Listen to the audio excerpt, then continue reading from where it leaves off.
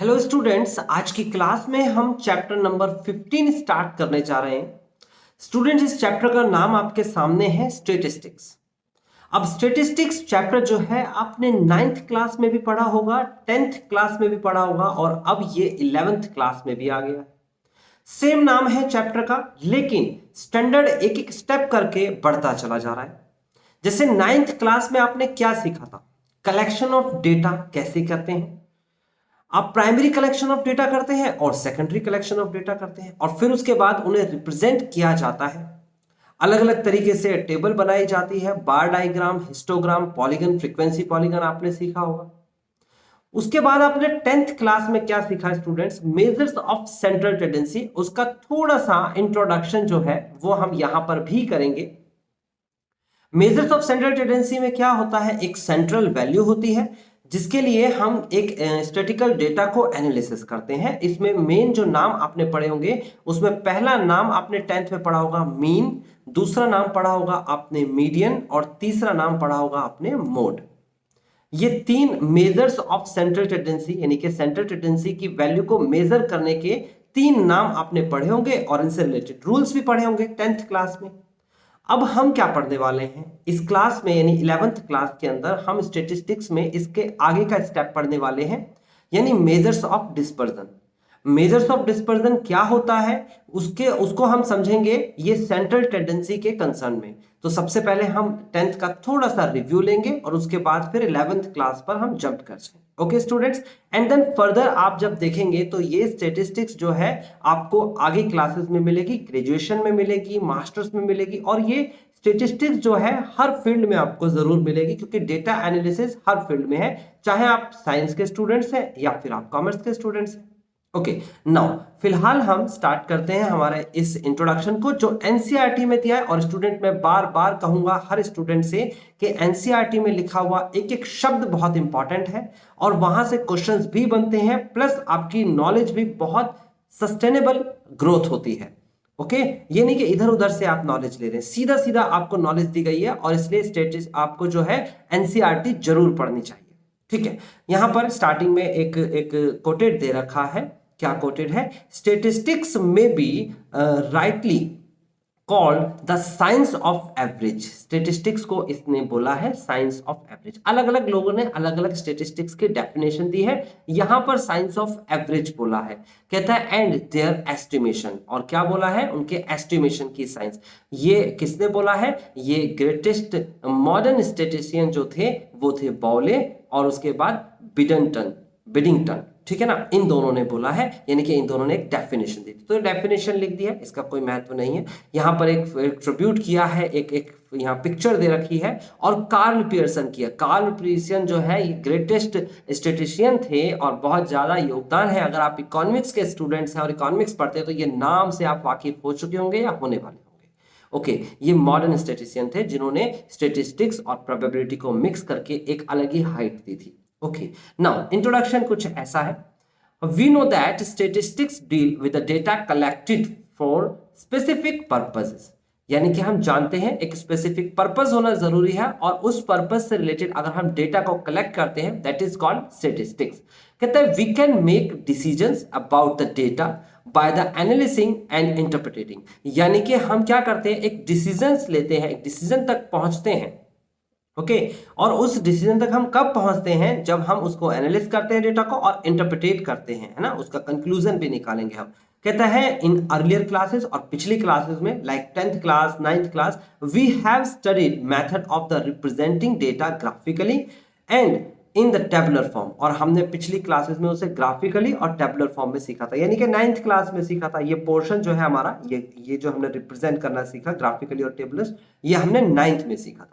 कहता है this representation कहता है रिवील सर्टेन साइलेंट फीचर और कैरेक्टरिस्टिक्स ऑफ द डेटा। तो हमें पता लगा था उसके अंदर क्या रिवील हुआ था, कुछ साइलेंट फीचर्स और कुछ कैरेक्टरिस्टिक्स जो है वो हमारे रिवील हुए थे इस तरीके से। 9th क्लास की बात कर रहा है। We have also studied the method of finding the representative value for the given data, और रिप्रेजेंटेटिव वैल्यू यानी कि central value, mean median mode की बात कर रहा है। अब ये 10th क्लास की बात कर रहा है, ये भी आप पढ़ चुके हो। This value is called the measures of central tendency. देखो लिखा भी हुआ है, इस वैल्यू को बोलते हैं मेजर्स ऑफ सेंट्रल टेंडेंसी, यानी कि टेंडेंसी यानी कि सेंट्रल वैल्यू को फाइंड करना कहा जाता है। रिकॉल याद करो, मीन जिसे अर्थमेटिक मीन भी बोलते हैं, median and mode are three measures of central tendency, यानी कि तीन अलग अलग मेजर्स ऑफ सेंट्रल टेंडेंसी है, एक मीन था, एक मीडियन था और एक मोड था। इसको याद करो, इसे दोबारा आज फिर पढ़ेंगे हम, ऐसा नहीं पढ़ेंगे, इसे याद नहीं है तो कोई फिक्र मत करिएगा। कहता है a measure of central tendency gives us rough idea, क्या देता है हमें? Rough idea where data points are centred. तो ये एक रफ आइडिया देता है कि जो डेटा है वो एक सेंटर्ड पे है, एक पार्टिकुलर वैल्यू पे है, एक पॉइंटेड है। ओके, कहता है but in order to make better interpretation from the data, लेकिन अगर हमें उसे और अच्छे से इंटरप्रिटेट करना है और अच्छे से आपको प्रेजेंट करना है तो कहता है we should also have an idea how the data are scattered, कि कैसे डेटा मतलब किस तरीके से डेटा जो है स्कैटर्ड है। स्कैटर्ड मतलब फैला हुआ को कहते हैं स्कैटर्ड, फैलना, ठीक है ना। और how much they are bunched around the measures of central tendency, यानी कि बंच का मतलब एक गुच्छे की तरह, ठीक है ना, और कितना फैला हुआ है, कितना गुच्छे की तरह जो है सेंट्रल टेंडेंसी के आसपास है, इसको स्टडी करना जरूरी है। अब इसके लिए इसने बात तो लिख दी लेकिन ये बात तो समझ में नहीं आई, तो इसके लिए हम क्या करेंगे, क्योंकि आप मैथमेटिक्स के स्टूडेंट्स हो और मैथ्स के रेफरेंस में आप स्टैटिस्टिक्स पढ़ रहे हो, तो ऑब्वियस सी बात है यहां पर क्वेश्चंस के थ्रू, न्यूमेरिक क्वेश्चंस के थ्रू आपको कुछ समझाया जाएगा। तो समझते हैं, देखो यहां पर क्या दिया हुआ है, कहता है consider now the runs scored by two batsman, दो बैट्समैन रन स्कोर करते हैं, उसको कंसीडर करते हैं in their last 10 matches as follow. तो देखो यहां पर सिर्फ रीडिंग ही करनी है हमें, अभी तो फिलहाल इंट्रोडक्शन पढ़ रहे हैं। कहता है batsman A is scored these scores and batsman B scored these, ये 10 अलग अलग मैचेस में स्कोर किया गया। बैट्समैन ए ने पहले मैच में 30, फिर 91, फिर उसका 0, 64, फिर 42, फिर उसके बाद 80, 35, 117 भी मारे हैं उसने, और उसके बाद 71, इतना स्कोर इसने जो किया है पहले बैट्समैन ने। ऐसे ही दूसरे बैट्समैन ने इसी तरीके से अलग अलग तरीके से स्कोर किया हुआ है, ठीक है। नाउ यहां पर क्या कहता है, clearly the mean and the median of the data are this. अब मीन कैसे निकलता है, how to find the mean, मैं आपको बता देता हूं। मीन अगर आपसे पूछा जाता है मीन, तो मीन का फॉर्मूला होता है सिग्मा एक्स अपॉन में एन, सिंपल शब्दों में तो यही होगा। सिग्मा मतलब जोड़, यानी कि सम ऑफ ऑब्जर्वेशंस, ऊपर एस, सिग्मा एक्स का मतलब इस निशान को सिग्मा कहते हैं, ये लिखा है सिग्मा, और इसका मतलब होता है सम, यानी कि सम करना है, सम ऑफ ऑल ऑब्जर्वेशंस, एक्स के सारे ऑब्जर्वेशन का सम करो, अपॉन में टोटल ऑब्जर्वेशंस के नंबर नीचे लिखो। तो यहां पर अगर मैं देखता हूं इसमें किसमें, बैट्समैन ए की बात करता, तो बैट्समैन ए में जितने भी ऑब्जर्वेशन दे रखे हैं इसको जोड़िए, कैसे, 30 plus 91 plus 0 plus 64 plus 42 plus 80 plus 30 plus 5 plus 117 plus 71, इसे जोड़ने के बाद स्टूडेंट यहां पर आ जाएगा मीन ऑफ एक्स, जो भी आंसर आएगा डिवाइड में 10 कर दीजिए, क्योंकि ये 10 नंबर्स हैं। तो आंसर कितना आएगा स्टूडेंट, तो इसका आंसर हमारे पास आएगा ये आपके पास आंसर दे रखा है।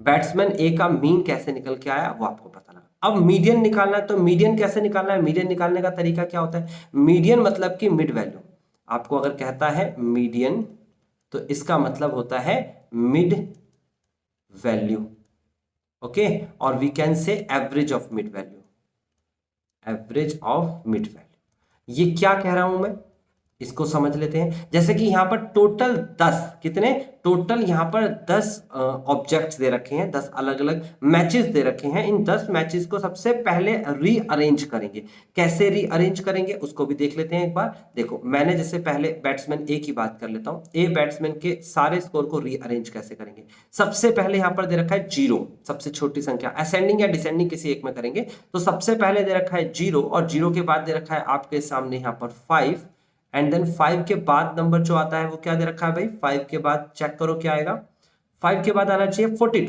नहीं 30 आना चाहिए, 5 के बाद आएगा 30, दोबारा भी दे रखा है 30, और फिर उसके बाद आएगा आपके सामने 42, ये है 42, एंड देन 30 30 42, एंड देन उसके बाद आएगा 64 64 64 के बाद आएगा हमारे पास 71 एंड देन फिर उसके बाद 80, एंड देन फिर उसके बाद 91, एंड देन 170। अब गौर से देखोगे स्टूडेंट, यहाँ पर टोटल 10 नंबर्स लिखे हुए हैं। पहले 4 को अलग कर दो, देखो ये पहले 4 को मैंने अलग कर दिया, दूसरे 4 को भी अलग कर दो, ये लास्ट वाले 4 को भी अलग कर दो। देखो 4 डेटा अलग, 4 अलग, बीच में कौन से बचे, मिड वैल्यू, बीच में कौन से बचे, 2 संख्या बची, एक भी बच सकती है, 2 भी बच सकती है। ये इवन डेटा है, इवन है ना, 10 नंबर इवन नंबर होते हैं, तो इसलिए 2 बचेगी। अगर ओड होता तो वहां पर सिर्फ एक ही संख्या बचेगी। जो बीच में एक संख्या बचती है उसे मिड वैल्यू को ही मीडियन कहते हैं, और अगर 2 संख्या बचती है तो इसका मतलब ये दोनों ही मीडियन हो गए, तो इनका एवरेज निकाला जाएगा। एवरेज कैसे निकालते हैं स्टूडेंट, 42 + 64 अपॉन में 2, दिस इज द एवरेज। आप इसे सॉल्व करेंगे तो कितना आएगा, 4 और 2 6, और 6 और 4 10 का 0, और बटे में 2, सॉल्व करेंगे तो 5 और 3 53 आएगा। देखो आपके सामने यहाँ पर 53 ही लिखा हुआ है मीडियन। तो स्टूडेंट आपको पता लगा कैसे मीन और मीडियन निकाला गया है, इन्होंने तो डायरेक्ट कर दिया, मैंने आपको थोड़ा सा रिकॉल करके दिखाया 10th क्लास का। ठीक है, अब हम ऐसे ही बैट्समैन बी की बात कर लेते हैं। बैट्समैन बी के डेटा नीचे दे रखे हैं। अगर हम इसका मीन कैसे निकालेंगे, इसको जोड़ेंगे, 10 से डिवाइड करेंगे, आंसर आएगा 53। और मीडियन कैसे निकलेगा स्टूडेंट, इसको पहले एक ऑर्डर में अरेंज करेंगे, या तो असेंडिंग हो सकता है या डिसेंडिंग। जैसे मैंने कौन से ऑर्डर से अरेंज किया है, असेंडिंग से, तो असेंडिंग से ऑर्डर से अरेंज करो, बीच वाली संख्या देखेंगे 2 मिलेंगी, दोनों को जोड़ के 2 से डिवाइड करेंगे, आंसर 53 ही आएगा। ठीक है, बात समझ में आती है। अब आपने एक डेटा देखा, उस डेटा को कुछ पार्टिकुलर उसका कंक्लूजन निकाला, वो आपके सामने है, ये रहा बैट्समैन ए और बैट्समैन बी। यहां पर लिखा भी हुआ है, इसको भी एक बार जरूर रीड करें, क्योंकि एनसीईआरटी में तो सारी बात लिखी हुई है। लिखा रिकॉल, याद करो, that we calculate the mean of data denoted by this symbol, this is the symbol of mean. आपको अगर मैं इस सिंबल को लिख के दिखाऊं तो मीन का ऐसे सिंबल होता है, एक्स बार बोलते हैं इसे, ठीक है ना। आपको कहता है by dividing the sum of the observations by number of observations, sum of observations को नंबर ऑफ ऑब्जर्वेशन से डिवाइड कर लेते हैं, मीन निकाल देते हैं। ये निकाल दिया मीन दोनों का। उसके बाद इसने क्या बोला है, उसके बाद इसने बोला है दिस इज द फॉर्मूला। ये फॉर्मूला जो है इसको ध्यान से समझना होगा स्टूडेंट्स, ये फॉर्मूला कंफ्यूज कर सकता है स्टूडेंट्स, लेकिन आपको कंफ्यूज नहीं होना है। मैंने कहा मीन जिसको हम एक्स बार से दिखाते हैं लिख के, इसको सिग्मा एक्स अपॉन में एन लिखा जाता है जनरली, लेकिन ये प्रॉपर बात नहीं लिखी हुई है, बट फॉर्मूले पर आपके ना नंबर मिलेंगे ना नंबर कटेंगे, तो आप ऐसा लिख सकते हैं, क्योंकि क्वेश्चन करने पर आपको नंबर मिलेंगे। यहां पर क्या कह रहा है, यहां पर इसी बात को इसने कैसे लिखा है उसको मैं जरूर समझाऊंगा। यहां लिखा है 1/n, ओके, और लिखा है sigma, this is the sigma. उसके बाद i इज इक्वल टू लिखा है 1, और ऊपर पावर में लिख दिया है, ऊपर यानी कि अपर वैल्यू में लिख दिया, not power, this is n, और यहां पर लिखा है xi। इसका मतलब क्या है, इसका मतलब ये है कि आपको जोड़ना है। इस सिग्मा का मतलब क्या है, इस सिग्मा का मतलब है आपको सम करना है। सम किसका करना है जी, इसके आगे वाला जो भी फंक्शन दे रखा होगा उसका सम करना है, तो आपको एक्स आई का सम करना है। करना कहां से, ये लोअर वैल्यू दे रखी है आपको, लोअर वैल्यू, ये लोअर वैल्यू लेनी है 1, आई की वैल्यू 1 दे रखी है, और ये अपर वैल्यू दे रखी है, इसे बोलेंगे हम अपर वैल्यू, है ना, यानी कि 1 से स्टार्ट करना है, ये रहा 1, और उसके बाद n तक चलना है। i की जगह पर 1 रखना है पहले, यानी कि अगर मैं बात करूं कि क्या होगा, mean is equal to 1/n, और सबसे पहले आपको लिखना है x1, फिर x2, फिर x3, ऐसे ही करते करते xn तक लिखना है, और सबको जोड़ना है, जितनी भी संख्या उससे डिवाइड कर देंगे। जैसे ऊपर वाले केस की बात करते हैं, इस वाले केस की बात करते हैं, ये बैट्समैन फर्स्ट दे रखा है, तो इस केस में क्या करेंगे, देखो मैं लिख के दिखाता हूं। मैंने लिखा है मीन इज इक्वल टू 1/10, क्योंकि n की वैल्यू 10 है, 10 मैचेस थे, ठीक है ना। उसके बाद सिग्मा, सिग्मा के बाद लिखेंगे आप i इज इक्वल टू 1, यहां पर लिखेंगे ऊपर 10, n की जगह पर 10, और फिर xi। इसका मतलब क्या हुआ, इसका मतलब हो गया 1/10, और उसके बाद आपने लिखा x1 plus x2 plus x3, ऐसे ही करते करते कितने नंबर्स लिखने हैं आपको, आपको x10 तक नंबर लिखने हैं। और x1 की वैल्यू क्या होगी, x1 की वैल्यू 30 है, x2 की वैल्यू 91, x3 की जगह पर 0, ये सारे numbers x1 x2 x3 data से रिप्रेजेंट होंगे।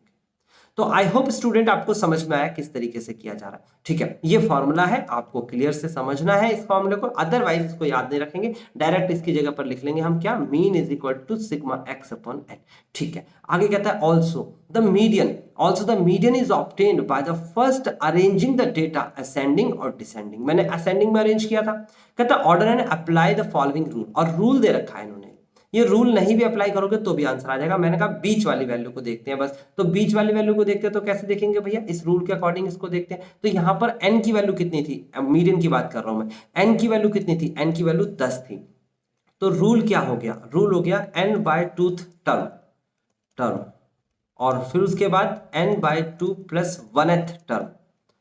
अब चेक करो जरा ये रूल कैसे एप्लीकेबल हो रहा है। n की जगह पर कितना था 10, 10/2 कितना होता है 5th टर्म। और फिर उसके बाद दूसरा क्या दे रखा है 5th, ये 5 है ना, 5 और 1 6, 6th टर्म। तो 5th टर्म और 6th टर्म, तो गिनो जरा असेंडिंग ऑर्डर में लिखा या डिसेंडिंग में। 5th टर्म और 6th टर्म गिनो, 1 2 3 4, ये 5th है ये 6th है, दोनों को जोड़ना है और 2 से डिवाइड करना है। ऐसा ही इसने बोला है नंबर ऑफ ऑब्जर्वेशंस, यहां लिखा है number of observations is even, the median is the mean of, देखो मीन बोला है इन्हें, मीन का मतलब होता है एवरेज, एवरेज ऑफ n/2 यानी कि 5th टर्म एंड n/2 + 1 यानी कि 6th टर्म। तो 5 और 6 को जोड़कर 5th को प्लस 6 को जोड़कर 2 से डिवाइड कर दो, दिस इज कॉल्ड मीन। और यही मैंने करके दिखाया था। तो बात समझ में आ गई, बिल्कुल एक एक शब्द समझ में आ गया। ओके आगे बढ़ जाते हैं। एनसीईआरटी आपके पास है, आप जब भी उठाएंगे आपको टू द पॉइंट आपको चीजें समझ में आएंगी। एग्जाम से पहले स्टूडेंट ज्यादातर एनसीईआरटी रिकमेंड करते हैं, बच्चे उठाते हैं और उसके एग्जाम्पल्स ही पढ़ते हैं, दैट्स वाई मैं इसको डिटेल कर रहा हूं। ओके कहता we find that the mean and the median of the run score by both the batsmen A and B are same, that is 53। आपने ये क्या फाइंड करा, कंक्लूजन। हमारा ध्यान तो कंक्लूजन पे होना चाहिए, हमने तो कंक्लूजन पढ़ना है। तो यहां पर दे रखा है कि ए और बी बैट्समैन का मीन और मीडियन दोनों का सेम है। ओके तो क्या कंडीशन, क्या इससे रिजल्ट निकला, इंटरप्रिटेशन क्या है हमारे डेटा का, तो हम यहां पर पढ़ेंगे। कहता है कैन वी से दैट, क्या हम कह सकते हैं the performance of two players is same, क्या दोनों की परफॉर्मेंस सेम है, ये बोल सकते हैं। Clearly no, because the variability in the score of batsman A is from 0 यानी मिनिमम नंबर टू 117 यानी मैक्सिमम नंबर। देखो अब हम इसको डेटा को एनालाइज करते हैं, इन दोनों बैट्समैन को हम लाइव खेलते हुए देख रहे हैं। तो हमने क्या किया स्टूडेंट, हमने जब देखा पहला बैट्समैन 0 पे भी एक बार आउट हुआ है देखो, और मैक्सिमम इन्हें 117 रन पे बनाए, ये इसके मिनिमम नंबर है और ये इसके मैक्सिमम नंबर है। तो दोनों के बीच में जो वेरिएबिलिटी है, तो वेरिएबिलिटी है 117 और 0 की बात जब हम करते हैं तो दोनों की वेरिएबिलिटी 117 का गैप है यानी कि डिफरेंस है।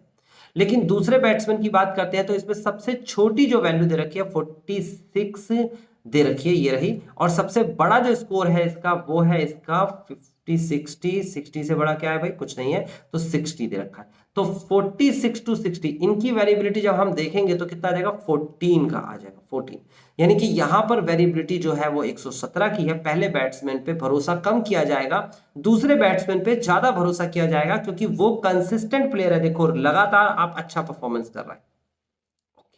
तो बात समझ में आई, इसका मतलब दोनों प्लेयर एक जैसे नहीं है, यही बात इसने बोली है। कहता है where as the range of the run score by the batsman B is 46 to 60। Let us now plot the above score as dots on the number line. इसे नंबर लाइन पर डॉट करके से दिखाते हैं। कहता है we find the following diagram. तो batsman A का डायग्राम देखो, आपको दिख रहा है, डॉटेड दिख रहा है आपको, 0 भी आया है, फिर उसके 0 और 10 के बीच में भी आया है, 30 भी 2 बार आए हैं, फिर 40 और 50 के बीच में भी आया, ऐसे डॉटेड प्लॉट कर दिए। और जब हम बैट्समैन बी का ग्राफ देखते हैं तो आप देखोगे ये सिमटा हुआ है, ये डॉट्स जो हैं सिमटे हुए हैं और ये डॉट्स जो हैं स्कैटर्ड है, ये स्कैटर है, छितरे बितरे हुए हैं, ऐसे बिखरे हुए, और ये एक जगह सिमटा हुआ है। तो यहां से एक एवरेज निकालना आसान है एज कंपेयर टू दिस, लेकिन दोनों का आंसर न्यूमेरिकली मैथमेटिकली इक्वल आ रहा था, तो यहां थोड़ी कंफ्यूजन हो रही थी। यहां पर measures of central tendency fail हो जाता है। क्या फेल हो जाता है, मेजर्स ऑफ सेंट्रल टेंडेंसी, ये आपका फेल हो जाता है। यानी कि यहां पर 10th क्लास का जो प्रोसेस सिखाया है वो कहीं ना कहीं सही से फिट नहीं बैठता। ऐसा नहीं कि हर जगह इस पार्टिकुलर क्वेश्चन में कंपैरिजन में ये फेल हो गया, तो आप जरूरत पड़ी डिस्पर्जन की। नाउ क्या कहता है, क्वेश्चन में पढ़ लेते हैं। कहता है आपसे we can see that the dots corresponding to batsman B are close to each other and the clustering, वो क्या है, एक दूसरे से जुड़े हुए हैं। गैदरिंग, क्लस्टरिंग का मतलब ऐसे के ऐसे डॉटेड जो है वो एक आसपास है। Around the measures of central tendency mean and median. कहते हैं while those corresponding batsman A R scattered, और वो क्या है, स्कैटर्ड है, या फिर कह सकते हो इसे मोर स्प्रेड आउट, फैले हुए। ओके मीन और मीडियन के पास में डेटा और मीन और मीन से दूर डेटा। ओके ओके कहता है आपसे 10 The measures of central tendency are not sufficient to give complete information about the given data. यानी measures of central tendency से अगर आपने मीन या मीडियन निकाला तो वो अच्छे से एक एनालिसिस नहीं करेगा और एक अच्छा रिजल्ट नहीं देगा। Now variability is another factor, एक दूसरा फैक्टर इसमें वेरिएबिलिटी है which is required to studied under the statistics. तो स्टेटिस्टिक्स में वो पढ़ना जरूरी था। देखो एवरेज की जब बात आती है तो एवरेज कितना था 53 था। देखो 50 और 60 के बीच में यहां पर एवरेज था, 50 और 60 के बीच में यहां पर एवरेज था। अब जब गौर से देखेंगे आप स्टूडेंट, बहुत गौर से देखेंगे आप कि एवरेज जो हमारा आंसर आया है वो यहां आया है। कहां पर आया है? इस जगह 53। तो आप देखोगे 53 पे आप जब बैट्समैन एक ही बात करते हो तो देखो ये डेटा 53 से कितना दूर है, देखो कितने कितने दूर डेटा है, कोई इसके क्लोज इतना नहीं है। और यहां देखोगे तो यहां देखो 3 डेटा तो बिल्कुल इसी पे है और उसके बाद बाकी सारे के सारे बहुत क्लोज है। तो ये ज्यादा अच्छा रिजल्ट हो सकता है। लेकिन अगर हम आंसर की बात करें तो इसका भी 53 है और इसका 53 है। हम तो न्यूमेरिकल डेटा की बात करेंगे तो ये ज्यादा क्लोज है, ये ज्यादा अच्छा एवरेज है और ये नहीं है। लेकिन ये बता नहीं पाएगा। कौन नहीं बता पाएगा? सेंट्रल टेंडेंसी नहीं बताएगा। इसीलिए इन्होंने कहा कि we need to find to understand the variability, हमें वेरिएबिलिटी की जरूरत पड़ी। Like measures of central tendency we want to have a single number of described variable, the single number is called, और उस वेरिएबल को हम बोलते हैं क्या? उसे बोलते हैं मेजर्स ऑफ डिस्पर्जन। डिस्पर्जन मतलब फैला हुआ, यानी कि मेजर करना है फैले हुए डॉट्स को और वो देखेंगे कहां पर एक जगह पर आके मिलते हैं, क्लस्टर होते हैं। ठीक है, कहते हैं in this chapter we shall learn some of the important measures of dispersion and their methods of calculation for grouped, ungrouped and grouped data। तो grouped और ungrouped दोनों डेटा के अंदर हम डिस्कस करेंगे डिस्पर्जन। तो आपको स्टूडेंट समझ में आ गया कि 9th क्लास 10th क्लास से अलग है 11th क्लास की स्टैटिस्टिक्स और बिल्कुल डिफरेंट। कोई स्टूडेंट ये समझता हो कि हमने ये पार्ट जो स्टैटिस्टिक्स का 9th में भी पढ़ा है 10th में पढ़ा है तो 11th में क्या ही होगा। तो मैं बता दूं यहां पर उनका फर्दर जो है एक्सप्लेनेशन है, तो यहां पर आप बिल्कुल डिफरेंट एस्पेक्ट्स पढ़ोगे। नाउ फिलहाल स्टार्ट करते हैं हमारा टॉपिक आज का, और वो है measures of dispersion. Introduction finish हो गया है, मेजर्स ऑफ डिस्पर्जन समझ रहे हैं। कहता है द डिस्पर्जन और scatter in a data is measured on the basis of the observations and the type of the measures of central tendency। देखो यहां पर कहता है जो डिस्पर्जन क्या है, जो डिस्पर्जन या स्कैटर भी बोल सकते हैं इसे दूसरे नाम से, उसे मेजर किया जाता है basis of the observation of measures of central tendency. यदि बिल्कुल क्लियर है कि मेजर्स ऑफ सेंट्रल टेंडेंसी पहले निकलेगा, उसके बाद ही डिस्पर्जन को मेजर करेंगे।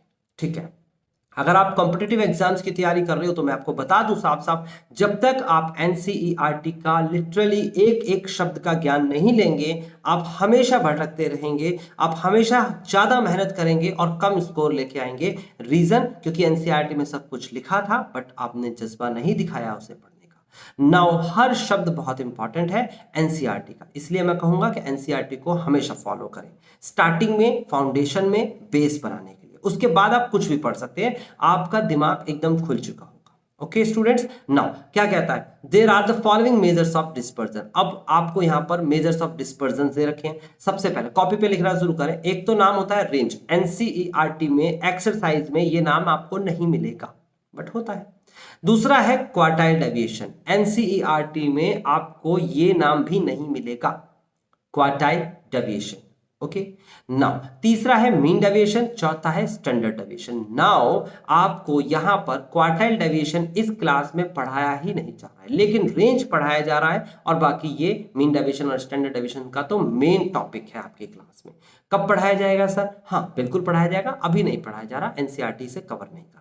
ठीक है, लेकिन ये डिस्पर्जन का पार्ट है। इतना आपसे जरूर पूछा जा सकता है क्वेश्चन में कि मेजर्स ऑफ डिस्पर्जन के आपका क्वार्टाइल डेविएशन पार्ट है, क्योंकि एनसीईआरटी में यहां दे रखा है तो आपको पढ़ना चाहिए था। Okay, now in this chapter we shall study all of these measures of dispersion except, क्या दे रखा है? एक्सेप्ट, छोड़ के। क्या चीज छोड़ के? Quartile deviation. देखो लिखा हुआ है क्वार्टाइल डेविएशन को छोड़कर बाकी सब पढ़ेंगे। रेंज क्या होता है ये पढ़ेंगे, मीन डेविएशन क्या होता है ये पढ़ेंगे और कैलकुलेट भी करेंगे, और स्टैंडर्ड डेविएशन क्या होता है ये भी पढ़ेंगे, सिर्फ क्वार्टाइल डेविएशन नहीं पढ़ेंगे। ओके, बात समझ में आती है। रेंज पहला टॉपिक है हमारा, रेंज। रेंज क्या कहता है? रिकॉल करो यानी याद करो that in the example of the run scored by the batsman A और बैट्समैन बैट्समैन बी। अभी तो करा हमने, बैट्समैन ए और बैट्समैन बी ने अगर स्कोर किया है तो उसे याद करो उस एग्जांपल को। We had some idea of variability in the score on the basis of the minimum and maximum run in each series। हमने अभी अभी निकाला कि बैट्समैन ए जो था उसका मिनिमम स्कोर जो था वो क्या था, मिनिमम स्कोर 0 था, और मैक्सिमम स्कोर जो था वो क्या था आपका 117 था। इन दोनों का जब हमने डिफरेंस किया तो दैट्स वाई रेंज की अगर मैं बात करता हूं, रेंज क्या होता है, तो रेंज होता है maximum value minus minimum value. Copy पे लिख लेना, मिनिमम वैल्यू, यानी कि मैक्सिमम वैल्यू में से मिनिमम वैल्यू को घटा के जो आता है उसे हम एक नाम देते हैं और उसे ही हम रेंज बोलते हैं। ठीक है, तो यहां पर अगर मैं कहूं रेंज ऑफ ए, यानी कि ए बैट्समैन की रेंज ऑफ ए बैट्समैन की रेंज क्या होगी, तो बिल्कुल सिंपल से शब्दों में आप बताएंगे सर 117 मैक्सिमम स्कोर था और 0 मिनिमम स्कोर था, इसका रेंज आ गया 117। फिर मैं कहूं रेंज ऑफ बी, तो बी का याद करिए डेटा क्या था, वो था 40 हाईएस्ट था 60, 46 और 60 ना, तो यहां पर हम लिखेंगे 60 माइनस 46 और आंसर आया था 14। This is the range of B.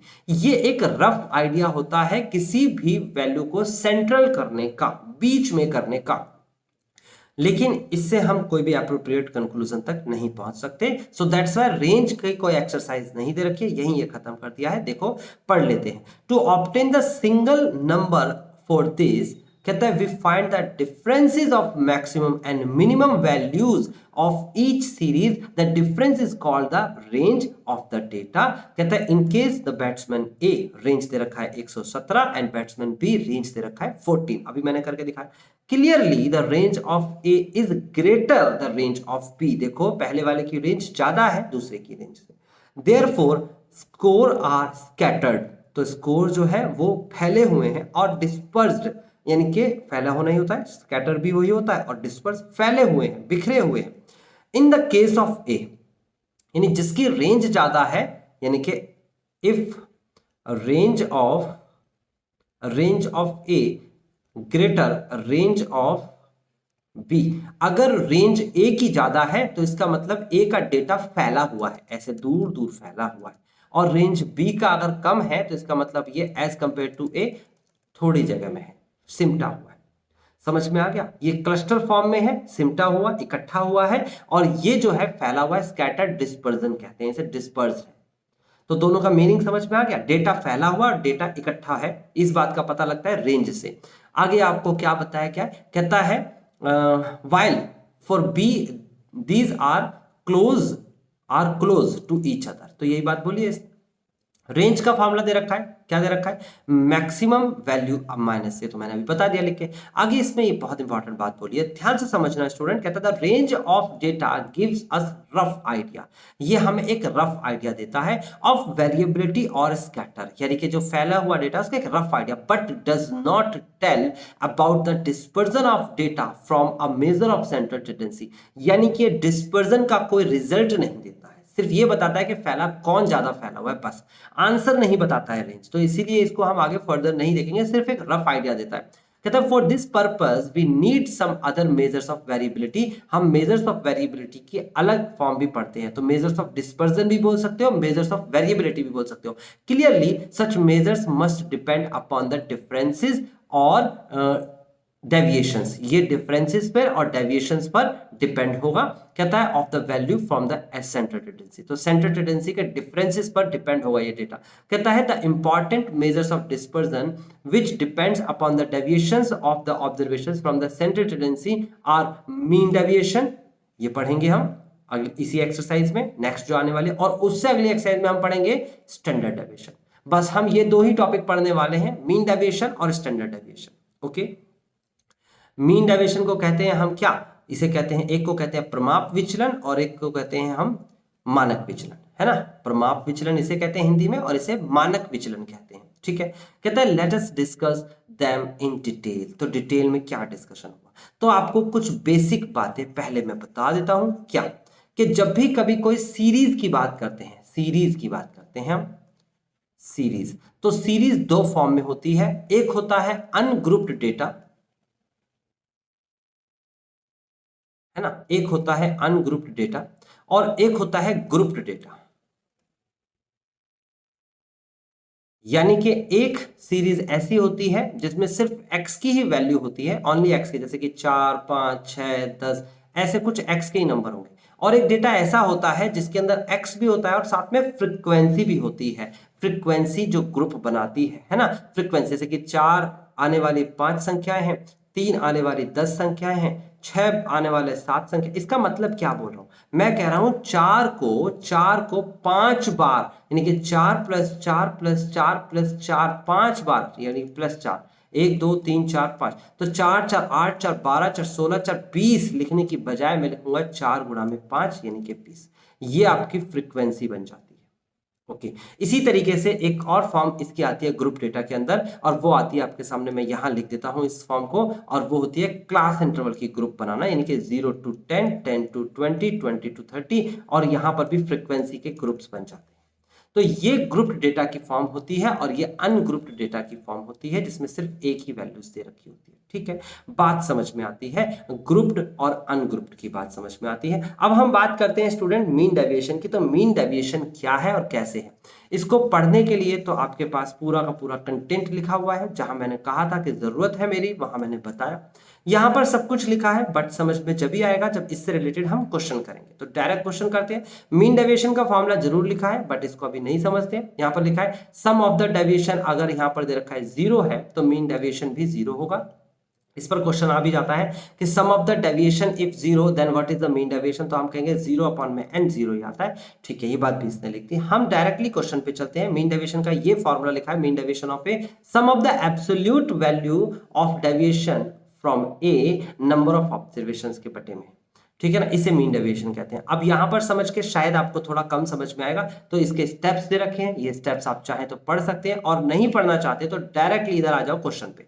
ये है क्वेश्चन, मैं क्वेश्चन समझाऊंगा, क्वेश्चन समझने के बाद ऊपर वाले सारे स्टेप्स देखते जाना, सारा इंट्रोडक्शन देखते जाना, एक एक करके समझ में आएगा। डायरेक्ट क्वेश्चन पे इसलिए आ गया हूं क्योंकि क्वेश्चन से चीजें आसानी से समझ में आती है। मैं एग्जाम्पल फर्स्ट की बात कर रहा हूं। एग्जाम्पल फर्स्ट के अंदर आपको क्या दे रखा है, कहता है आपसे एग्जाम्पल फर्स्ट में find the mean deviation about median. तो मीन डेविएशन लिख लीजिए पहले, तो सबसे पहले तो मीन डेविएशन मैं लिखवा देता हूं। ये देखिए मीन डेविएशन, टॉपिक लिखिए कॉपी पे, क्या लिखिए, मीन डेविएशन। मीन डेविएशन निकालने के दो तरीके होते हैं, एक होता है अबाउट या फ्रॉम। फ्रॉम मीन, यानी कि मीन डेविएशन मीन के तरीके से निकाला जाता है। मीन जो है वो मेजर्स ऑफ सेंट्रल टेंडेंसी में सीखोगे आप, नहीं सीखा तो अभी दोबारा से सिखा दिया जाएगा। उसके बाद आता है from median, mean deviation of from median, यानी कि मीडियन के तरीके से भी मीन डेविएशन निकाला जाता है। ओके, नाउ अभी क्या करेंगे हम यहाँ पर मीन डेविएशन निकालने वाले हैं। कैसे निकालने वाले हैं ध्यान से समझिएगा, मैं यहाँ पर एक एक करके करूंगा। सबसे पहले मैं यहाँ पर एग्जाम्पल नंबर फर्स्ट में एक्स का डेटा लिखूंगा। एक्स का डेटा बिल्कुल सामने लिखा हुआ है आपके, आप सीधा सीधा उतारते जाइए। पहले लिखिए 6, 7, 10, 12, यहाँ लिखिए 6, यहाँ 7, यहाँ 10, यहाँ 12। उसके बाद दे रखा है आपको 13, 4, 8, 12, 13 और उसके बाद 4, फिर 8, फिर 12। सीधा सीधा डेटा है। इंडिविजुअल सीरीज कहते हैं इसे। कौन सी सीरीज कहते हैं, इंडिविजुअल सीरीज कहते हैं। सिर्फ एक्स का डेटा है, मीन डेविएशन निकालना है, वो भी मीन के तरीके से स्टूडेंट। तो मैं कैसे निकाल के दिखाऊंगा, ध्यान से देखते जाइए। सबसे पहला काम, इसे जोड़िए और मीन निकालिए। क्या निकालिए, मीन। मीन का फॉर्मूला क्या था भाई, मीन का फॉर्मूला क्या था, सिग्मा एक्स अपॉन में एन। तो sigma x upon n mean का फॉर्मूला था। एन की वैल्यू कितनी है, 1 2 3 4 5 6 7 8, एन की वैल्यू तो 8 है। सिग्मा एक्स कितना आएगा, जोड़िए और सही जोड़िएगा। यहाँ लिखा है 6 6 12 और 1 13, 13 10 23 और 2 25 और 10 35 और 10 45 और 3 48, 48 और 4 52 और 60 और 70 और 72, ये आ गया 72। 72 is the sigma x, x का जोड़। 8 9 72 डिवाइड करेंगे तो 9 आ जाएगा। मीन की वैल्यू 9 आ गई। अब देखो आपको क्या करना है स्टूडेंट, आपको निकालना अगला वाला जो स्टेप है, जो इनने पीछे स्टेप बाय स्टेप लिखवाया था, मैंने कहा था उसे अभी मत पढ़िए, पहले इधर देख लीजिए। मुझे x माइनस का x का मीन निकालना है, और वो भी एब्सोल्यूट वैल्यू में। This is called absolute value. क्या बोलते हैं, एब्सोल्यूट वैल्यू। एब्सोल्यूट वैल्यू क्या होता है, बहुत सिंपल है। हम इसे अगर अंदर माइनस का 2 रखेंगे तो बाहर आने के बाद वो प्लस का 2 हो जाएगा, अगर अंदर प्लस का 2 लिखेंगे तो भी वो बाहर आने के बाद प्लस का 2 ही रहेगा। यानी कि एब्सोल्यूट वैल्यू वाले निशान से जब भी कोई संख्या बाहर निकलती है तो वो पॉजिटिव ही होती है। ठीक है, बात समझ में आती है।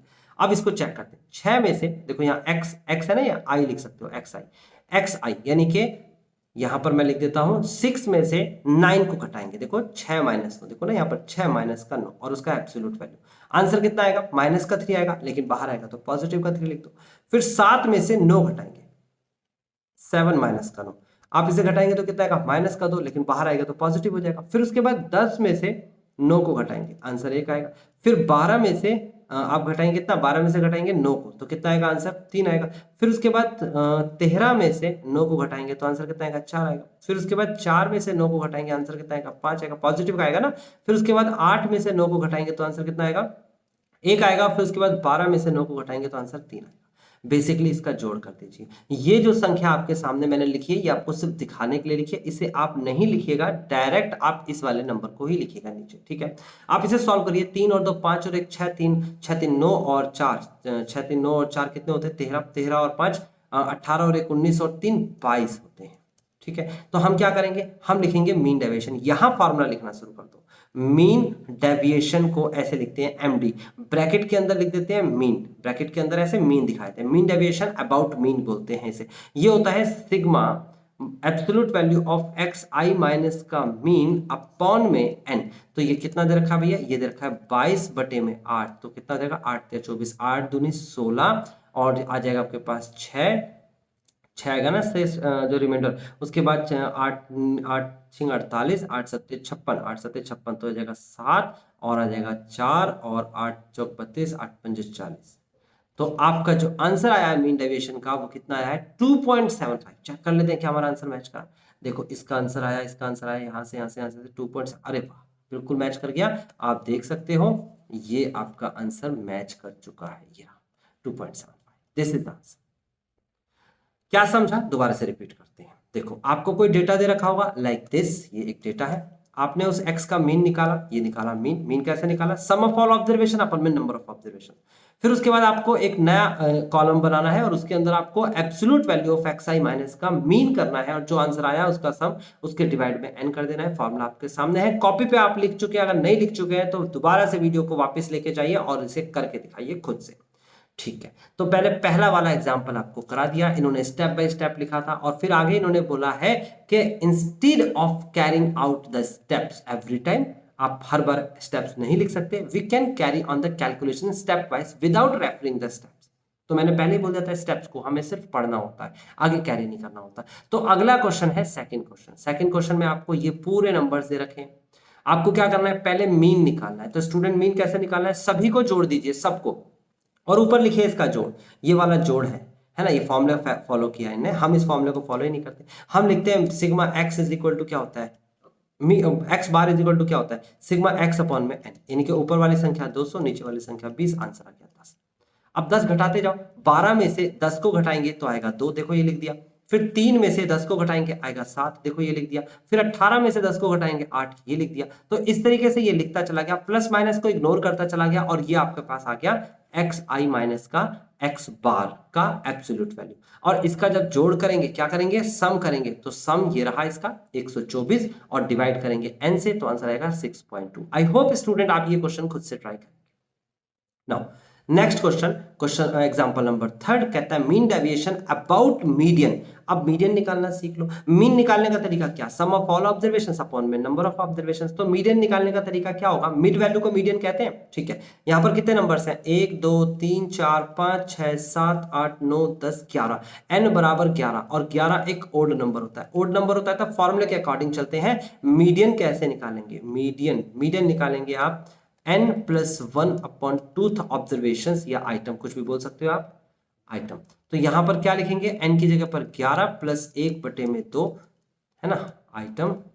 और आप जब इसे सॉल्व करेंगे 11 और 1 12 बटे 2 यानी 6th नंबर या 6th आइटम, 6 ऑब्जर्वेशन पे आपको मीडियन मिल जाएगा। कौन मिल जाएगा, मीडियन। तो मीडियन का आंसर क्या होगा, मीडियन के आंसर के लिए आपको इसे पहले रीअरेंज करना पड़ेगा। तो पहले मैं क्या करता हूं, इस डेटा को रीअरेंज करके प्रॉपर तरीके से लिख लेता हूं। तो देखो मैं कैसे लिखूंगा, एग्जाम्पल नंबर 3 की बात हो रही है, मैं x लिखना चाहता हूं, xi, और मैं सबसे छोटी संख्या पहले लिखूंगा। तो सबसे छोटी संख्या में आएगा मेरे पास 3, 3 से छोटा कुछ नहीं दिख रहा, तो 3 सबसे पहले आएगा। क्या आएगा मेरे पास, 3 सबसे पहले आएगा। उसके बाद दोबारा भी 3 ही आएगा, और 3 के बाद आएगा मेरे पास, यहाँ गौर से देखिएगा 4 दिख रहा है मुझे, 4 आएगा। 3 के बाद आएगा 4, और 4 के बाद कौन सा दिख रहा है मेरे को नंबर्स, 4 के बाद दिख रहा है मुझे 7, 5 दिख रहा है मुझे। ऐसे ही अरेंज करिएगा। देखो 5 के बाद मेरे को नंबर दिख रहा है यहाँ पर 7, तो 7 लिखेंगे। 7 के बाद दिख रहा है 9, तो 9 लिखेंगे। और 9 के बाद मुझे दिख रहा है यहाँ पर 10, फिर 12, फिर 18, तो 10, फिर 12, फिर 18, और 18 के बाद क्या मिलेगा आपको, 19, 21, तो यहाँ आ जाएगा 19 एंड 21। गौर से देखिए कौन सा नंबर मीडियन था, 6th नंबर था। तो ये 1 है, ये 2 है, ये 3 है, ये 4 है, ये 5 है, 6, छठे नंबर पे 9 है, 7 है, 8 है, 9 है, 10 है, 11। वैसे डायरेक्ट भी तो निकाल सकते थे आप, डायरेक्ट भी तो मीडियन निकाल सकते थे। बीच की संख्या, ऊपर से 5 हटा दो, नीचे से 5 हटा दो, बीच में बचा 9, ये एक मीडियन आया। तो मीडियन का फॉर्मूला क्या है, मीडियन का आंसर आया 9, मीडियन बराबर 9।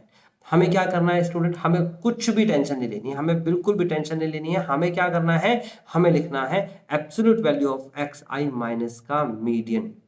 अब इस तरीके से पूरा नाम मीडियन का लिख दो, या फिर आप लिख सकते हो एक्स आई माइनस का कैपिटल एम।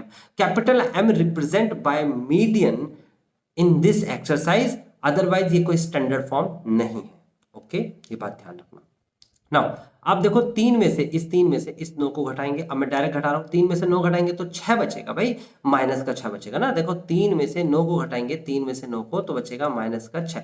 हम माइनस को प्लस कर देंगे तो प्लस का 6 हो गया, ये आ गया। उसके बाद 3 में से 9 घटाएंगे 6, 4 में से 9 घटाएंगे 5, 5 में से 9 घटाएंगे 4, 7 में से 9 घटाएंगे 2, 9 में से 9 घटाएंगे 0, 10 में से 1, 12 में से 9 घटाएंगे 3, 18 में से 9 घटाएंगे तो कितना आएगा 9, 19 में से 9 घटाएंगे तो 10, और 21 में से 9 घटाएंगे तो कितना आएगा 12। इसका टोटल कर लेते हैं, टोटल कितना आना चाहिए इसका टोटल आना चाहिए 6, 6 12, 12 और 5 17, 17 और 4 21, और 2 23, 23 और 1 24, और 3 27, 27 और 1 24, 36, 46, 56 और 2 58, 58 इसका टोटल आएगा। किसका टोटल आएगा, आप लिखोगे mean deviation about median is equal to sigma absolute value of x i minus median upon में n, मतलब कि 58 अपॉन में 9। इसका मतलब हो गया 9 चौक 36, 9 पंजे 35, 9 छिंग 54, यानी कि 6 और 4 आया, और उसके बाद 9 चौक 36, और 9 चौक 36, 9 चौक 36 फिर से आ जाएगा 4 4 अप्रॉक्स में ये आंसर आ गया। देखो इसका आंसर इसने क्या दिया है 5.2। अरे नहीं, गलत हो गया, क्या हो गया भाई, ये 58 अपॉन, अच्छा सॉरी, n की वैल्यू जो है वो 9 नहीं है, 9 तो मीडियन है। टोटल नंबर्स कितने हैं 1 2 3 4 5 और 6 7 8 9 10 11, तो n की वैल्यू 11 है, 9 तो मीडियन है ना। तो यहाँ पर एक गड़बड़ हो गई छोटी सी, तो हम इस गड़बड़ को ठीक कर लेते हैं। यहाँ पर लिख देते हैं 11, और 11 पंजे 55 पॉइंट, फिर उसके बाद 3 आएगा, 11 दूनी 22, और 8 आएगा, 11 7 77, लगभग ये आंसर आ गया 5.27 आंसर है। और ये मैंने यहाँ से मैच भी कर लिया। बात समझ में आ गई आपको, क्लियर भी हो गई होगी। ये देखो इसने लिखा है ना, क्या लिखा है, absolute value of the respective is median is this, ये एब्सोल्यूट वैल्यू है।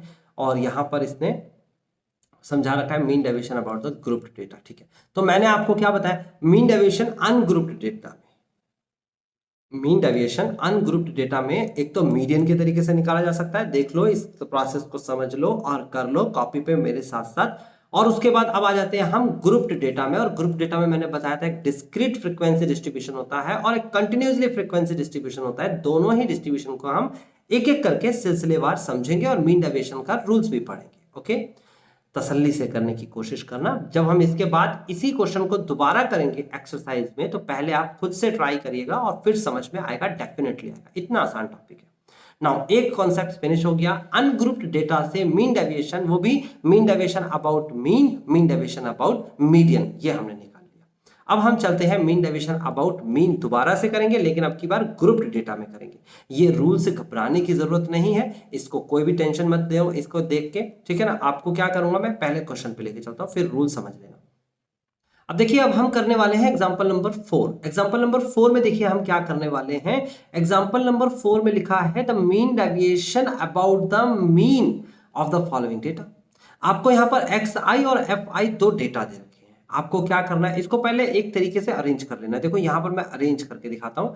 ये देखो, इसने ऑलरेडी कर रखा है, मैं इसी में से दिखा देता हूँ आपको करके। यहाँ पर एक्स आई का डेटा है 2 है, 5 है, 6 है, 8 है, 10 है और 12 है। इसी तरीके से स्टूडेंट यहाँ पर f का डेटा दे रखा है, फ्रीक्वेंसी दे रखी है 2, 8, 10, 7, 8, 5। ओके, ये आपको डेटा ऑलरेडी दे रखे हैं। ये हमारा क्वेश्चन का हिस्सा है, ये दोनों के दोनों पार्ट। हम क्या करने वाले हैं, हम मीन का एक फॉर्मूला याद करेंगे। तो मीन का फॉर्मूला याद करिए, क्या होता है मीन, जिसे एक्स बार कहते हैं। मीन इज इक्वल टू होता है sigma x F x, sigma F x. यहाँ पर मीन इज इक्वल टू लिखेंगे सिग्मा एफ एक्स अपॉन में सिग्मा एफ। जनरली तो ऐसे ही पढ़ते हैं, आई लिखा हुआ है तो sigma f i x i upon में सिग्मा एफ आई बोल सकते हो। ठीक है, ये मीन का फॉर्मूला होता है, याद रखिएगा स्टूडेंट। यहां पर आपको इन दोनों की मल्टीप्लाई कर देनी है और ये हो जाएगा 2 2 जा 4, 5 8 जा 40, 6 10 जा 60, 8 7 जा 56, 8 10 8 जा 80 एंड 12 5 जा 60। आप इसको टोटल करेंगे तो आंसर आएगा 300, इसका टोटल करेंगे तो आंसर आएगा 40। तो स्टूडेंट यहाँ पर आ जाएगा 300 अपॉन में 40। जब हम डिवाइड करेंगे तो क्या करेंगे, डिवाइड करने के बाद हमारा जो आंसर आएगा मीन का, वो आंसर आएगा आपके पास 7 चौक 28, यानी कि 4 सत्ते 28, 7 और 7 पंजे 4 पंजे 20, तो आ जाएगा आपके पास 7.5। ये आपके पास मीन आ गया स्टूडेंट, मीन। तो एक्स आई में से आपको मीन घटाना है, यानी 7.5 घटाना है और एब्सोल्यूट वैल्यू में घटाना है। ठीक है, अब इसने कैसे किया है इसको भी समझ लेते हैं। देखो यहाँ पर इसने कहा है n का मतलब है ये वैल्यू, इसको समझ लेते हैं स्टूडेंट, बहुत आसान है। इस निशान का मतलब सिग्मा होता है, मतलब जोड़। आई मतलब 1 से स्टार्ट करना है और 6 तक चलना है। एफ आई मतलब कि यहाँ पर एफ आई का मतलब F1, F2, F3, F4, F5, F6 को जब हम जोड़ेंगे तो टोटल नंबर कितना आएगा। देखो F ये रहा और ये रहा F1, F2, F3, F4, F5, F6 को जोड़ेंगे तो आंसर 40 आया। इसलिए n की वैल्यू इसने 40 लिख दी और मैं इसे सिग्मा एफ आई बोलता हूं डायरेक्ट 40। देखो ये लिखा हुआ है नीचे sigma f i. Okay, f i x i का सिग्मा ये 300 दे रखा है, ये भी मैंने लिख दिया।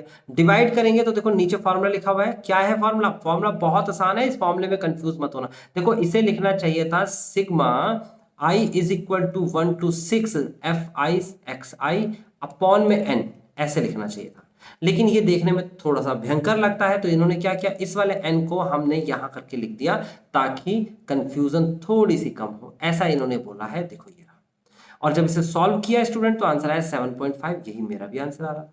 अब घटाने की प्रक्रिया करनी है और कैसे घटाना है उसको प्रॉपरली समझना है, और फिर उसके बाद ये वाला टॉपिक यानी कि ग्रुप्ड डिस्ट्रीब्यूशन टेबल दे रखे, ग्रुप्ड डेटा दे रखा होगा और उसके तरीके से हम मीन डेविएशन निकाल रहे हैं। पहले तो मीन निकालना सीख लिया जो 10th में सीखा था। मीन आ गया 7.5, तो एक्स आई माइनस 7.5 करिए। देखो एक्स आई मतलब 2 में से 7.5 घटाएंगे 5.5 बचेगा, 5 में से 7.5 घटाएंगे तो 2.5 बचेगा, फिर उसके बाद 6 में से घटाएंगे 7.5 तो बचेगा 1.5, फिर 8 में से घटाएंगे 7.5, घटाइए ना 8 माइनस 7.5, आंसर आएगा 0.5। देख सकते हो नेगेटिव आता है तो पॉजिटिव लिख देना क्योंकि एब्सोल्यूट वैल्यू है। इसी तरीके से 2.5, इसी तरीके से 4.5। अब इन दोनों की गुणा कराइए, किसकी, f की और इसकी। ये f है और ये एब्सोल्यूट वैल्यू ऑफ एक्स आई है ना, तो मल्टीप्लाई कराइए इन दोनों की मल्टीप्लाई, 2 की मल्टीप्लाई 5.5 में 11 आएगा, 8 की मल्टीप्लाई 2.5 में 20 आएगा, 10 की मल्टीप्लाई 1.5 में 15 आएगा, 7 की मल्टीप्लाई 0.5 में 3.5 आएगा, और उसके बाद 8 की मल्टीप्लाई 2.5 में कराएंगे तो 20 आएगा, 5 की मल्टीप्लाई 4.5 में कराएंगे 22.5 आएगा, टोटल करेंगे तो 92 आएगा। तो फॉर्मूला क्या होता है, मीन डेविएशन का फॉर्मूला क्या होता है मैं बता देता हूं। Mean deviation grouped frequency data में mean deviation about mean is equal to sigma f i, फिर उसके बाद absolute value of x i minus mean upon में sigma f i. This is a formula, simple formula है, यही इन्होंने भी लिखा है मीन डेविएशन का, ये रहा फॉर्मूला, ठीक है ना। इस फॉर्मूले के अकॉर्डिंग इन्होंने वैल्यू रखी 92 अपॉन में 40 और आंसर आया 2.3, डिवाइड कर लेना, अच्छा आंसर। ठीक है, तो बात समझ में आ गई। मीन निकालना पहला काम, फिर उसके बाद 2 स्टेप्स रखने हैं आपको, एक तो ये स्टेप करना है और एक ये स्टेप करना है, दोनों स्टेप्स के बाद मीन डेविएशन आ जाता है। ठीक है, फिफ्थ क्वेश्चन की बात कर लेते हैं। फिफ्थ में कहता है find the mean deviation about the median, तो आपकी बार मीडियन निकालना आना चाहिए। मीडियन कैसे निकालते हैं, सबसे पहले अरेंज करेंगे डेटा, अगर अरेंज नहीं है तो, और एक्स के डेटा को अरेंज किया जाता है असेंडिंग ऑर्डर में। 3 6 9 12 13 15 21 22 पहले से ही अरेंज है ये, तो कुछ नहीं करना।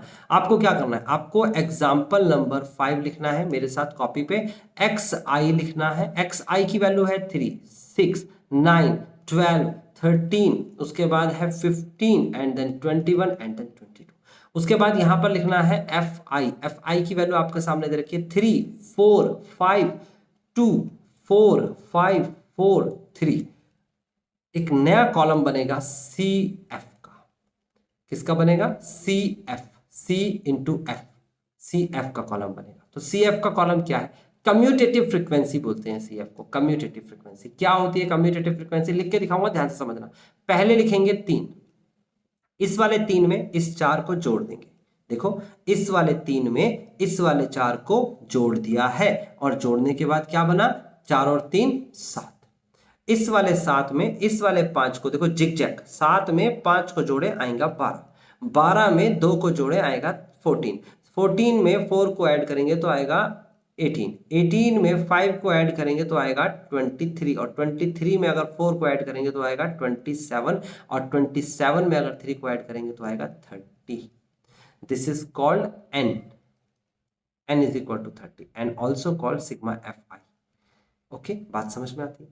अब मीडियन कैसे निकालना होता है, मीडियन तो मीडियन का फॉर्मूला होता है n, अगर ये आपके सामने कुछ भी दे रखा है यहाँ पर n, यहाँ पर लिखेंगे +1 भी लिख सकते हो, n/2 भी लिख सकते हो। यहाँ पर मीडियन की बात कर रहे हैं तो मीडियन है आपके पास क्या 30, तो n+1/2 टर्म या आइटम। तो n की वैल्यू 30 है, +1/2 आइटम। तो जब हम इसे सॉल्व करेंगे तो 31/2 आएगा, 31/2 आएगा 15.5। 15.5 कहां मिलेगा, गौर से देखिएगा, 14 के बाद यहां मिलेगा। This is called the median line, है ना। 14 के बाद देखो सीएफ में देखते हैं, 14 के बाद 15 मिलेगा तो 18 पे मिलेगा। यहां से आप गौर से देखेंगे 18 वाली लाइन में जो x की वैल्यू है उसे मीडियन बोलते हैं। तो मीडियन बराबर क्या आ जाएगा, मीडियन बराबर आ जाएगा 13। रिपीट करते हैं, जो भी आपका यहां पर आंसर आया 15.5 आप चेक करेंगे सीएफ में, 14 के बाद 15.5 मिलेगा, यानी 18 के पास मिलेगा। इसी लाइन में x की वैल्यू को ढूंढेंगे और वो हो जाएगा मीडियन। ठीक है, बात समझ में आती है। इसने कैसे किया, थोड़ा सा अलग किया है। इसने क्या, median is the mean of 15th and 16th observations, 15 और 16 ऑब्जर्वेशन का जोड़। क्योंकि ये क्या आया था, 30 एक इवन नंबर था, इसका आधा करेंगे तो 15 आएगा, 15 और 1 जोड़ेंगे तो 16 आएगा, 15 और 16 का जोड़ करेंगे तो वो मीडियन होगा। 15 और 16 को जोड़ेंगे तो 13 + 13/2, यानी कि आपका आंसर आएगा, ये 15वें पे भी यही था, 14 पे भी यही था, और 13 + 13 जोड़ा तो आंसर लिखा हुआ है ना। Both the observations lie in the commutative frequency 18, यानी 15वां भी 18 पे मिलेगा, 16वां भी 18 पे मिलेगा, और दोनों के आंसर कितने आएंगे, 13। तो 13 + 13 1/2, आंसर 13 आ गया। आप इसके तरीके से ना करके मेरे तरीके से कर लो, आसान होगा। जो भी आंसर आएगा n+1/2 करके रूल लगाइए, जो आंसर आएगा वो मीडियन हो जाएगा। ठीक है, अब इसके आगे का टॉपिक स्टेप क्या है, आगे का स्टेप वही पिछले स्टेप को रख लीजिए। क्या, ऐसे लिखेंगे xi माइनस मीडियन, और उसके बाद fi इंटू में xi माइनस मीडियन, यानी कि xi मतलब 3 में से 13 को घटाएंगे तो 10 आएगा, 6 में से 13 को घटाएंगे तो 7 आएगा, और उसके बाद 9 में से 13 को घटाएंगे तो 4 आएगा, और 12 में से 13 घटाएंगे 1 आएगा, 13 में से 13 घटाएंगे 0 आएगा, 15 घटाएंगे तो कितना, 15 में से 13 घटाएंगे तो कितना आएगा, यह आ जाएगा आपके पास 2, और 21 में से 13 घटाएंगे तो 8, और 22 में से 13 घटाएंगे तो 9। इसकी मल्टीप्लाई f के साथ करा दीजिए। देखो 3 की मल्टीप्लाई 10 में कराएंगे तो आएगा आपके पास 30, उसके बाद 4 की मल्टीप्लाई 7 में करेंगे 7 चौक 28, उसके बाद 5 की मल्टीप्लाई 4 में करेंगे 5 चौक 20, फिर 2 की मल्टीप्लाई 1 में कराएंगे तो 2, 4 की मल्टीप्लाई 0 में कराएंगे तो 0, और 5 की मल्टीप्लाई 2 में कराएंगे तो 10, और 4 की मल्टीप्लाई 8 में कराएंगे तो 32, और 3 की मल्टीप्लाई 9 में कराएंगे तो कितना आ जाएगा 27। इसका टोटल करना है स्टूडेंट आपको। टोटल कितना आया है इसका, देखो यहाँ पर लिखा हुआ है, टोटल इसका आया है हमारे सामने 149। कितना आया, देखो मैच कर लेते हैं। 30 28 20 2 0, ये लिखा है 30 28 20 2 0 10 32 37 27। 10 32 27, ठीक है। तो कितना आया 149 इसका टोटल आ गया है। अगर इसका टोटल आ चुका है तो स्टूडेंट करना क्या है, मीन डेविएशन का फॉर्मूला लिख लीजिए, मीन डेविएशन अबाउट मीडियन ऐसे लिख लीजिए, बराबर आप लिखिए क्या, सिग्मा, आप लिखिए सिग्मा एफ आई, फिर उसके बाद absolute value of x i minus का मीडियन अपॉन में सिग्मा एफ आई, यानी एन भी बोल सकते हैं। तो ये आ जाएगा 149 अपॉन में, और एफ कितना था आपके पास 30 अपॉन में 30, तो आंसर आएगा 4.97 and this is the final answer. तो बात समझ में आ गई स्टूडेंट, किस तरीके से करना है, आसान है। ओके, अब हमारे पास आता है कंटिन्यूस फ्रीक्वेंसी डिस्ट्रीब्यूशन। वो क्या था, डिस्क्रीट फ्रीक्वेंसी डिस्ट्रीब्यूशन, और ये था कंटिन्यूस फ्रीक्वेंसी डिस्ट्रीब्यूशन। इसके अंदर क्लास इंटरवल दे रखा होगा स्टूडेंट, तो इसे कैसे निकालते हैं ध्यान से समझिएगा। मीन डेविएशन अबाउट मीन की बात हो रही है, फिर मीडियन की बात होगी और फिनिश हो जाएगा ये टॉपिक कंप्लीटली। देखो कैसे करेंगे। 6 क्वेश्चन है, आपको 6 क्वेश्चन में क्या कह रहा है करने को, देखिए। सबसे पहले आपको क्लास मार्क्स दे रखे हैं, आपको ये क्या दे रखे हैं, क्लास ऑब्टेन मार्क्स ऑब्टेन दे रखे हैं, ये दे रखे हैं 10 to 20, 20 to 30, 30 to 40, 40 to 50, ये सारा दे रखा है। फिर उसके बाद नंबर ऑफ स्टूडेंट, फ्रीक्वेंसी दे रखी है, ये रही फ्रीक्वेंसी। अब आपको क्या करना है, मिड पॉइंट निकालना है स्टूडेंट। कैसे निकलता है मिड पॉइंट, दिखा देते हैं। 10 और 20 को जोड़ेंगे, 10 प्लस का 20 बटे में 2, तो 10 और 20 को जोड़ के 2 से डिवाइड करेंगे, कितना आएगा 15 आएगा भाई, ये रहा 15। फिर 20 और 30 को जोड़ेंगे, 20 प्लस का 30 बटे में 2 करेंगे, कितना आएगा 25 आएगा, ये रहा 25। फिर 30 और 40 को जोड़ेंगे, 2 से डिवाइड करेंगे 35, गैप देख लो 10 10 का है, तो 15 10 25 10 35 10 45 10 55 10 65 10 75, डायरेक्ट भी कर सकते हैं, ठीक है, बात भी समझ में आ रही है। उसके बाद आगे बढ़ जाते हैं। आगे हमें क्या दे रखा है, आगे आपको एफ आई एक्स आई, वही सेम पुराना वाला प्रोसेस। इसके बाद तो हमने पिछले वाले क्वेश्चन को रिपीट करना है। मल्टीप्लाई करेंगे 30 आएगा, मल्टीप्लाई करेंगे 75 आएगा, मल्टीप्लाई करेंगे 280 आएगा, 14 मल्टीप्लाई बाय 45 करेंगे 630 आएगा, 8 multiply 55 440, 3 multiply 65 is equal to 195 और 2 multiply 75 is equal to 150। Total करेंगे 1800 आएगा, इसका 40 दे रखा है टोटल। तो आपको क्या दे रखा है, देखो अलग से f दे रखा है, ये 40 है, और उसके बाद अलग से सिग्मा fx दे रखा है, ये 1800 है, और उसके बाद आप देखोगे तो डिवाइड करके आंसर आएगा 45। उसके बाद आगे क्या है, एब्सोल्यूट वैल्यू ऑफ एक्स आई में से 45 को घटाएंगे। एक्स आई मतलब कि 15 में से 45 को घटाएंगे तो कितना बचेगा, 30 बचेगा। 25 में से 45 घटाएंगे 20 बचेगा, 35 में से 45 घटाएंगे 10 बचेगा, 45 में से 45 घटाएंगे तो 0 बचेगा, 55 में से 45 10, 65 में से 20, 75 में से 30।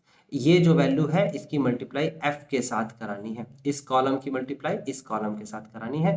2 की मल्टीप्लाई 30 के साथ कराएंगे 60 आएगा, 3 की मल्टीप्लाई 20 के साथ कराएंगे तो 60 आएगा, 8 की मल्टीप्लाई 10 के साथ 80 आएगा, 14 मल्टीप्लाई बाय 0 0 होता है, 8 multiply by 10 is equal to 80, 3 multiply by 20 is equal to 60 and 2 multiply by 30 is equal to 60। Total करेंगे 400 आएगा। ये मीन डेविएशन का फॉर्मूला वही है, मीन डेविएशन अबाउट मीडियन भी लिख लीजिए, मीन डेविएशन अबाउट मीडियन,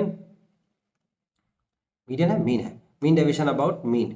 तो मीन डेविएशन अबाउट मीन जो है ये वही फॉर्मूला है पुराना हमारा, और ये क्या फॉर्मूला है, sigma f i absolute value of x i minus mean upon में sigma f i, same formula है। आप देखोगे इस फॉर्मूले को एप्लीकेबल क्या, 400 बटे में 40 10 इज द आंसर।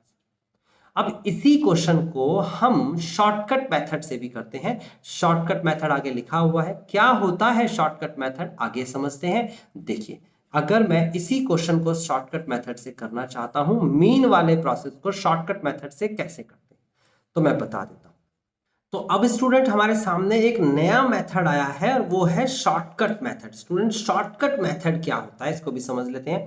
लेकिन शॉर्टकट मेथड से हम कैलकुलेट करते हैं मीन।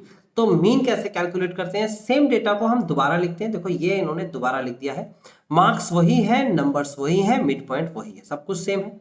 अब यहां पर शॉर्टकट मेथड कहता है एक नया कॉलम बना देता है डेविएशन फॉर डी का। ये क्या होता है, डेविएशन का सिंपल सा यानी कि डी का सिंपल सा एक नया कॉलम बनेगा, x i minus assume mean upon में एच। एच मतलब class interval, A for assume mean, assume mean, और एच मतलब क्लास इंटरवल।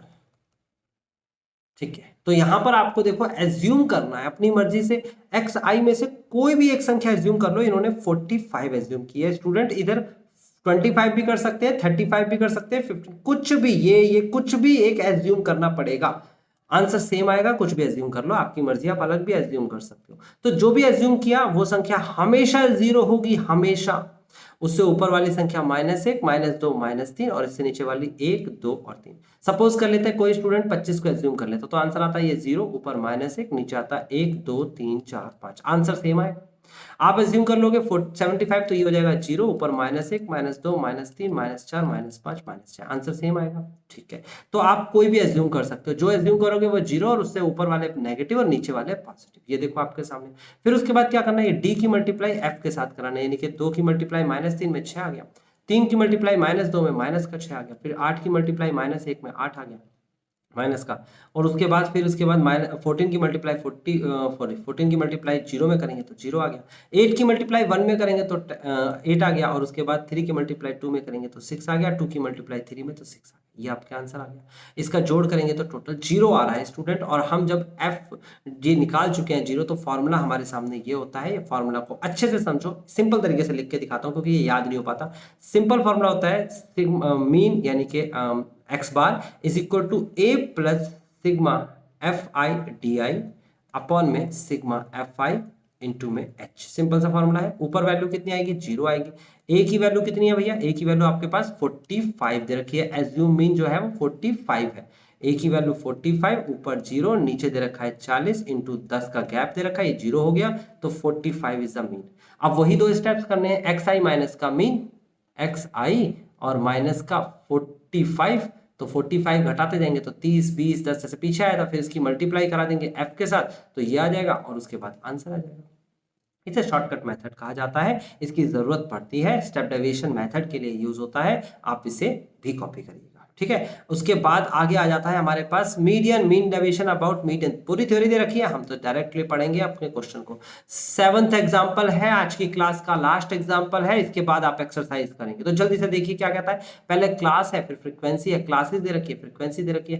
क्लासेस में क्या दे रखा है और क्या करना है आपको, आपको क्लासेस दे रखी है 0 to 10 to 20 to 30 to 40 to 50 to 60। उसके बाद फ्रीक्वेंसी दे रखी है 6, 7, 15, 16, 4, 2। आपको CF निकालना है, कम्यूटेटिव फ्रीक्वेंसी। 6 को कॉपी करना है, ऐसे कैसे, 6 में 7 को जोड़ना है 13 आएगा, 13 में 15 को जोड़ना है 28 आएगा, 28 में 16 जोड़ना है तो 44 आएगा, 44 में 4 जोड़ना है 48 आएगा, 48 में 2 जोड़ेंगे 50 आएगा, 50 is called the n. Okay, अब इसका यूज करके हम मीडियन निकालेंगे। कैसे निकालेंगे, हम लिखेंगे median is equal to n by twoth term या आइटम या ऑब्जर्वेशन, कुछ भी लिख सकते हो। तो आप यहाँ पर लिखोगे 50 अपॉन में 2। 50 अपॉन 2 का मतलब क्या हो गया भाई, 50 अपॉन 2 का मतलब हो गया 25। 50 अपॉन 2 का मतलब हो गया 25th टर्म। तो 25th टर्म कहाँ मिलेगा, 13 के बाद मिलेगा भाई, यहाँ मिलेगा 25th term. This is the line of median. तो मीडियन की लाइन को अच्छे से समझ लो क्या करना है। देखो आपने मीडियन की लाइन को मैंने कवर करके दिखा दिया, ये दिखा दिया मीडियन की लाइन। अच्छा, मीडियन 28 पे मिल रहा है ना, 28 पे मिल रहा है। ये जो वैल्यू है इसे लोअर लिमिट कहते हैं, L1 बोला जाता है 20। ये जो वैल्यू है इसे फ्रीक्वेंसी F बोला जाता है 15 बोला जाता है, सॉरी 15। और उसके बाद 15 है, यहाँ पर 15 ही लिख लेते हैं, ये रहा। उसके बाद इससे ऊपर यानी CF में जो आया है मीडियन, जहां पर लाई करा है, उससे ऊपर वाली संख्या को CF बोलते हैं। CF is equal to 30। उसके बाद दोनों का डिफरेंस कितना है, 10 का डिफरेंस है, तो H बराबर में 10। तो मीडियन का फॉर्मूला है median is equal to L या L1 बोल दो, L प्लस का n/2 मतलब कि ये 25 है ना, और माइनस का CF को C बोल दिया या CF बोल दो, या इनने C बोल दिया, बात एक ही, अपॉन में F इंटू में H। तो चलो सॉल्व करते हैं। L की वैल्यू कितनी है 20, प्लस का n/2 कितना है 25, CF की वैल्यू कितनी है 13, F की वैल्यू कितनी है 15, ये नहीं ना 15 देखो। उसके बाद H की वैल्यू कितनी है 10। सॉल्व करेंगे तो आंसर आएगा मेरे पास 28। 28 इज कॉल्ड द मीडियन। ठीक है, ऐसे ही इन्होंने निकाला 28। जब निकल जाएगा 28 तो फिर तो वही xi माइनस का मीडियन घटाते जाओ। xi कहां पर है, यहाँ पर xi तो हमारे पास होना चाहिए था, xi ये रहा मिड वैल्यू। कैसे निकला, पहले इन दोनों को जोड़ो, 2 से डिवाइड करो, 5 आया। इन दोनों को जोड़ो, 2 से डिवाइड करा, 15 आया। तो इसमें से मीडियन को घटाएंगे। मीडियन की वैल्यू कितनी आई थी 28, तो 5 में से 28 घटाएंगे तो कितना आएगा 23, फिर 13, फिर 3, 7, 17, 27 घटाते जाओ। उसके बाद इसकी मल्टीप्लाई करनी है f के साथ, 6 की मल्टीप्लाई 23 के साथ 138, 7 की मल्टीप्लाई 13 के साथ 91, 15 की मल्टीप्लाई 3 के साथ 45, ऐसे 16 मल्टीप्लाई बाय 7 112, और 4 मल्टीप्लाई 17 इज इक्वल टू 68, और 2 multiply by 27 is equal to 54। Sum करेंगे तो 508 आएगा। ये आ गया 508 अपॉन में 50, आंसर आया 10.16। तो आई होप स्टूडेंट हमने जो समझा है, क्या समझा है आज की क्लास में, हमने समझा है मीन डेविएशन।